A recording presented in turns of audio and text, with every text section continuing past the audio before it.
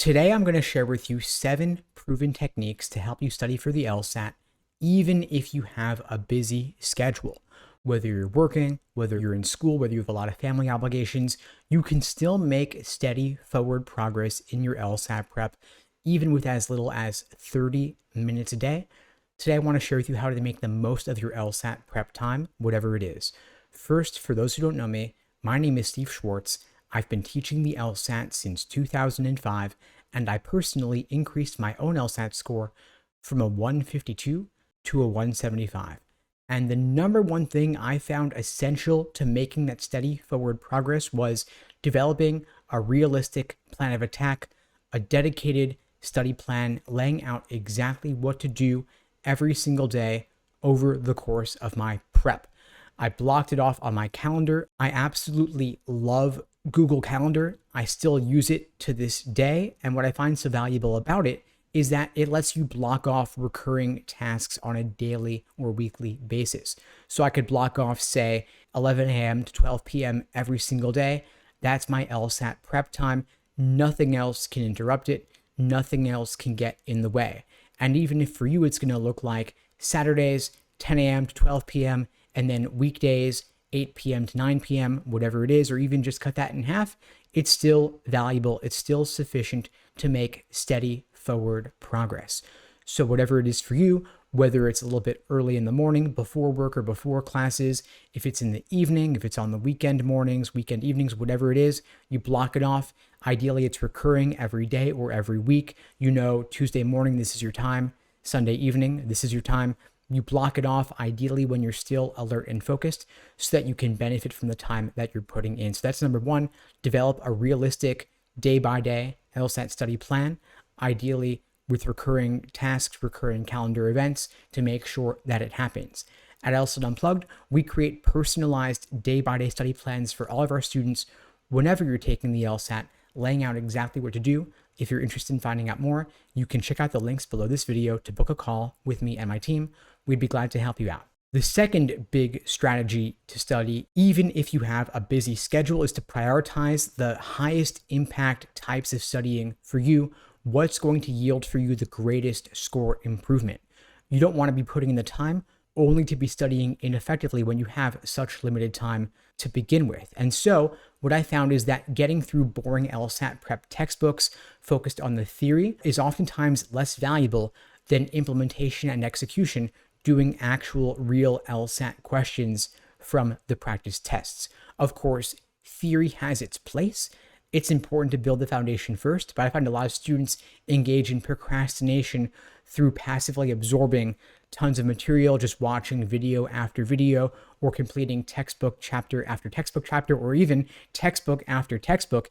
You definitely don't have to complete 3 or 4 different LSAT prep textbooks before ever doing a single practice test. You may want to do is you may want to say, I'm going to devote only 10-15% of my time, maybe one day a week, to doing theory, to reviewing textbooks or videos, and spend the rest of my time focused on execution, doing actual LSAT questions, whether solo or talking through them with someone, either in a class or a study group or with a study buddy or with a coach, where you're actually interacting and engaging actively rather than passively. Strategy number 3, you want to integrate studying into your daily routine. That could involve doing a single LSAT question while your food is in the microwave. It could involve doing a question while your coffee is brewing in the morning. It could involve listening to an LSAT podcast like LSAT Unplugged during your daily commute, or it could involve doing a single LSAT section during your commute on the train. Whatever it is, you're fitting in the LSAT prep time wherever you can, when you can, because studying something is better than doing nothing. And even just a little bit of LSAT prep on a daily basis can maintain that forward momentum, but don't let the perfect be the enemy of the good here. So it's not like you have to do a full LSAT exam sitting for 2.5 hours to get any value out of studying. Even just a single question or a single review problem or drill can be valuable to help you maintain, again, that forward progress. Strategy number 4, manage your time effectively. Break your studying into shorter segments if longer periods just aren't doable. Again, you don't have to do a full exam to get value out of a practice session. Even just doing half a section here, a couple questions here and there can be effective, but what you don't want to do is you don't want to multitask or break up your studying with frequent checks of your social media or the internet or your email. You want to stay focused exclusively on the LSAT as much as possible.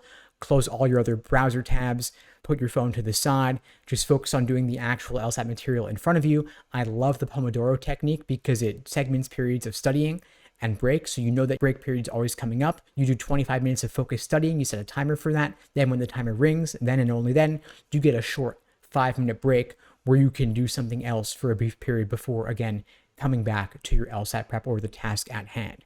Strategy number 5 here, focus on high quality prep materials that fit your learning style.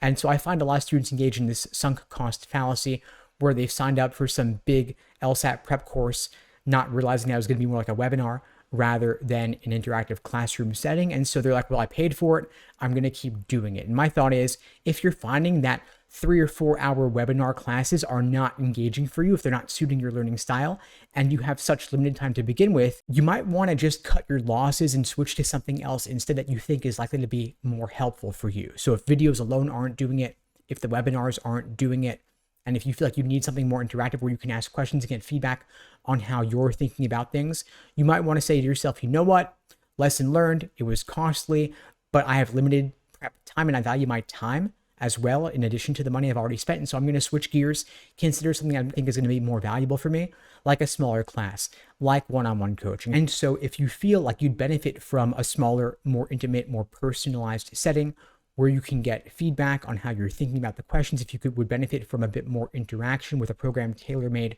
to your needs, feel free to check out the links below this video to find out more and to book a call with me and my team. We'd be glad to help you out.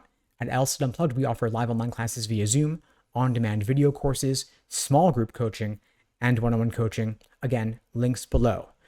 Strategy number 7, recognize that you're not in this alone. There are tens of thousands of other people studying for the LSAT right now, so you don't need to go it alone. You have a support network available to you, whether it's through a study group or through a course like mine, but don't go it alone if the self-study route isn't working for you.